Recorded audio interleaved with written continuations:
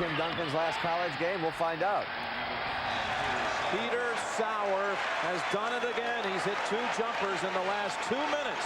The unexpected hero. But Wake gets the 3 and the timeout with 1:02 remaining. Wow, just when you're ready to count them out. Huge jump shot there, particularly from Rutland, who has had his problems, particularly in the first half of these NCAA tournament games.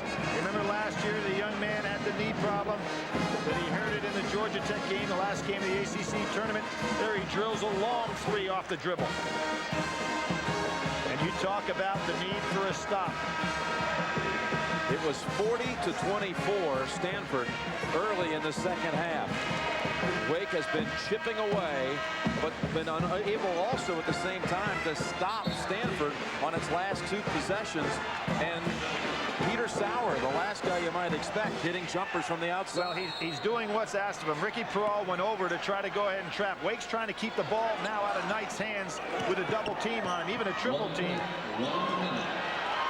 But they get it back to Knight, who hits ahead nicely.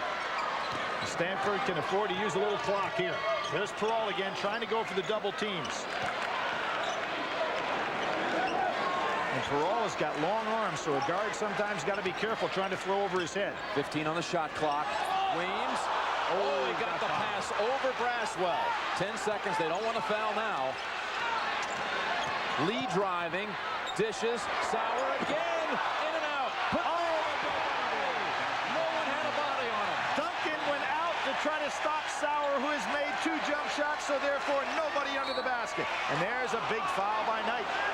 2 threes, but would have tied it. But that's the 4th foul on Knight.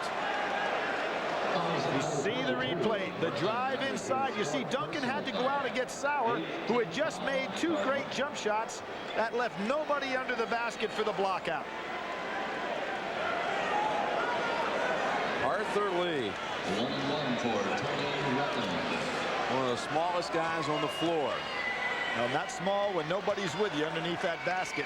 1-1. Locked out. 1-1 for Rutland. This to bring it to 4. 23.3 remaining. Well, they need 2 possessions no matter how you look at it. Stanford going to call a timeout just to get organized. It's a 20-second timeout.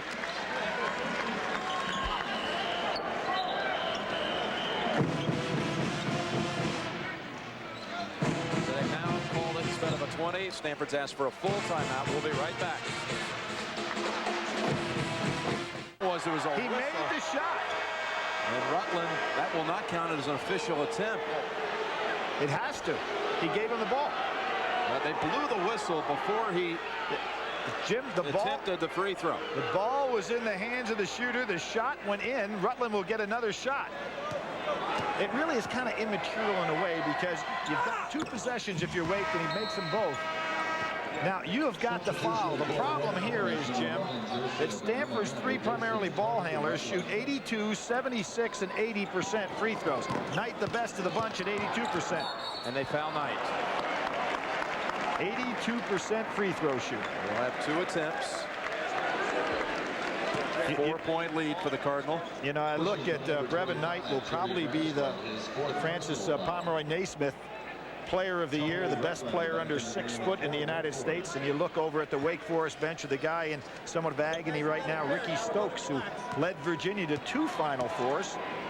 The one after Ralph Sampson in '84, who was also a winner of that award. But looking at 2 great leaders here, and so tough to stop this guy with pressure. Easily drilling the 2 and a timeout. A 20-second timeout called by Stanford.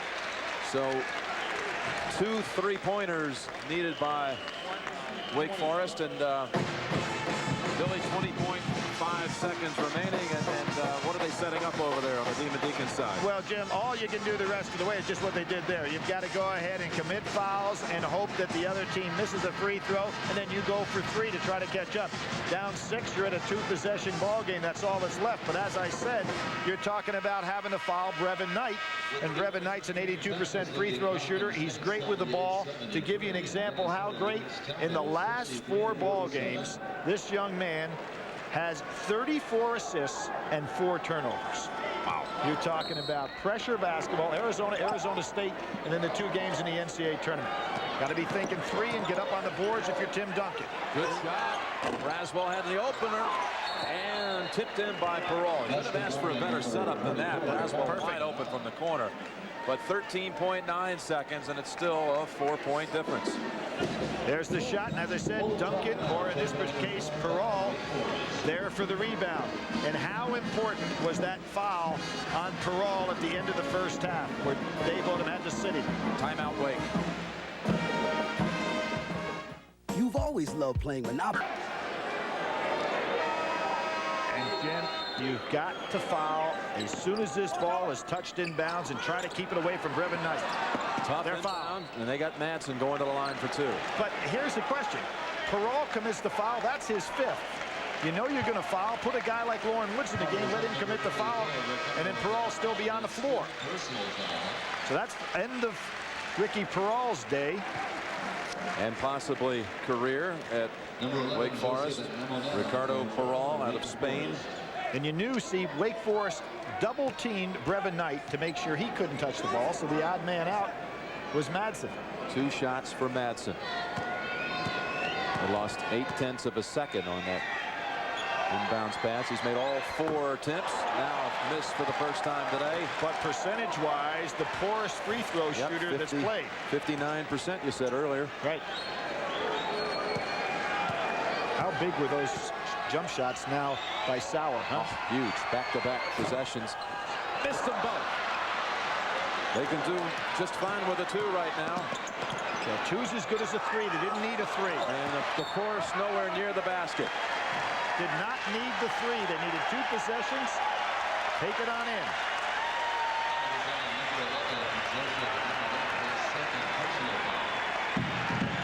Stanford in a position, Jim, to eliminate Tim Duncan as a college player. He will go down as the first player ever in the NCAA history to have over 2,000 points, 1,000 rebounds, over 400 blocks, and over 200 assists. Sauer. That's some line. We'll have one more. Sauer has been the man of the hour.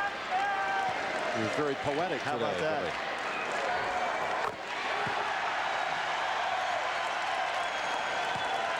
Stanford is heading to the regional.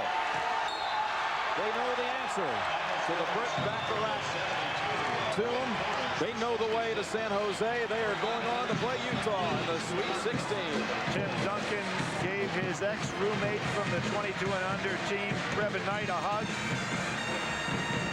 Some contest, some strategy by Mike Montgomery. That's what set up this game and the outcome for his team. Duncan lost his mother on his 14th birthday back in 1990. He said he lives by the motto that she taught him. Good, better, best, never let it rest. Until your good is better and your better is best. Best was not enough, however, today against Stanford. And the Stanford Cardinal will face Utah in San Jose at the West Regional, with Kentucky and St. Joseph's qualifying yesterday out of Salt Lake City. The Chevrolet most valuable players of the game, Brevin Knight. For Stanford, Tim Duncan closing out a phenomenal college career, wins the award for the Demon Deacons. Now back to Pat O'Brien in New York. All right, Jim, thank you. Stanford goes to the regional semifinals for the first time since 1942. They'll play 20 miles in Palo Alto. Let's go back to Pittsburgh now.